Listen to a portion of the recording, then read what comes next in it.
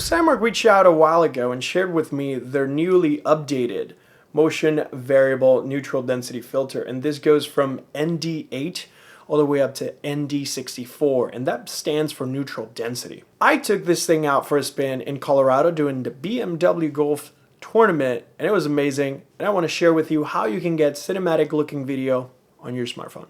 Full disclosure, I have partnered with Sandmarc in the past. This specifically is not a sponsored video.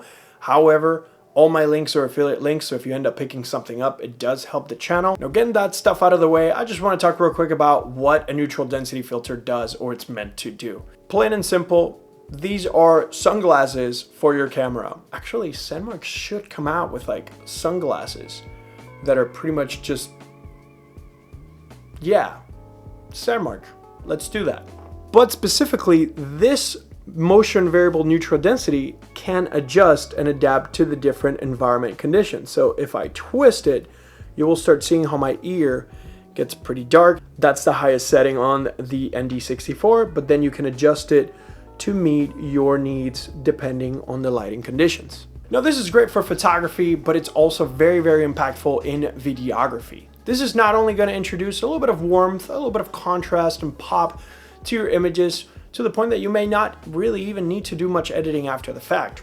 Here's an example of a video captured with and without side by side, so you have an idea of what contrast and warmth is introduced when you're using the Sandmarc motion variable neutral density filter. But one of the most important things that this brand new motion variable filter introduces is our capability to adjust our shutter speed in order to achieve a 180-degree shutter rule, or cinematic shutter. And that simply means that in order to achieve a cinematic look, natural, creamy, buttery smooth motion blur, our shutter speed should be twice our frame rate. So if you're shooting at 24 frames per second, ideally you would want to shoot at 1/48th of a second or 1/50th of a second for most cameras. If you're shooting 30 frames per second, your shutter speed should be 1/60th of a second, and so on. You're just simply doubling that number up. Now, when you're shooting cinematic looking frame rates, cinematic shutter speeds that need to be in the low 48, 50s, and maybe 60s, will almost 100% require a neutral density filter, in this case a motion variable filter, because we need to put sunglasses in our cameras to bring the shutter speed down. Here's an example of a clip that it captured without the filter at the BMW, and of course a clip with the Sandmarc motion variable filter.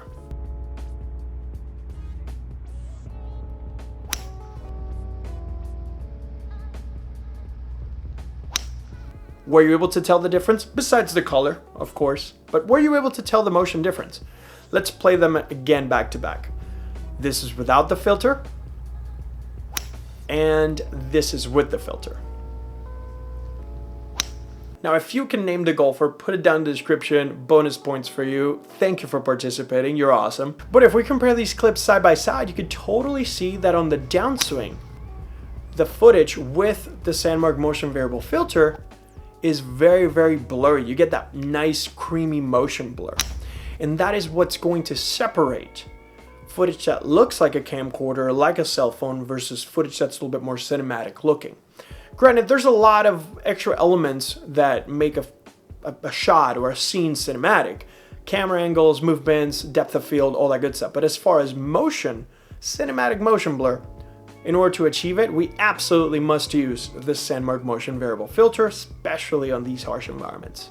Now, the Sandmarc motion variable filter will set you back $99 US, and in the package, you'll have a pouch as well as a universal clip mount. While the universal clip is great, I personally prefer to use their case because it actually has the threading for you to be able to screw on lenses, Sandmarc lenses, and with a step-up ring, you actually have the ability to just simply attach this to the case and the filter goes right on top. This is my favorite version of this setup. It also works really well with gimbals, and then whenever I don't need it, put it back in the pouch, in the pocket, and I can still have my phone, use the case. The magnetic capabilities in the back are not lost. So yeah, pretty dope case. Pretty awesome system, bravo Sandmarc. But I want to know what you think. Let me know your thoughts in the comment section down below. If you have any questions or suggestions, drop them down there so we can continue to create content for you. If you enjoyed the video, do me a solid and give it a thumbs up and subscribe. All the links to Sandmarc filters and lenses are down in the description. And as always, thank you so much for sharing your time with me. I'll catch you on the next one.